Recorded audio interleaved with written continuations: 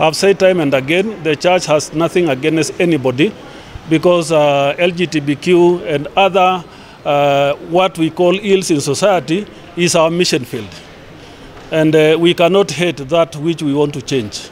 So I've been trying to put things straight, that we are not against anybody, and we welcome everybody to the church. What we are saying is that the church cannot promote and be part of that. So we cannot say take the route of the Church of England to say we bless them in the church, because that will be promoting it. We cannot say let them come, we marry them in the church, because that will be promoting it. Because the Bible is very clear. It pronounces it as sin. That is the very reason why Sodom and Gomorrah was extincted, and that is the stand of the church.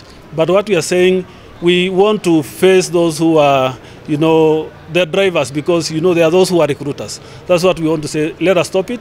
And that's why we are asking also those who are custodians of our law systems to ensure that we don't entrench it in the laws of Kenya. Because when we do, then they will always come and say, invoke clauses such as, discrimination, that I have to be there. And we have already seen in the West, they will come to the church and say, I have to be married. If you say no, they invoke the discrimination clauses. So that's what we are trying to guard as a church, and say, let us not allow ourselves to entrench it in law. We have our cultures, we have our, our norms, we have our do's and don'ts. And there's something I've been saying even in the media recently. One thing humanity cannot handle properly is absolute freedom. That's why we have the 10 commandments to guide us on what to do. That's why we have laws in a county or in a nation to guide and govern us, because we cannot have absolute freedom. And therefore, even if we seek now individual freedoms, let us also know that we have to have limitation to what we can do.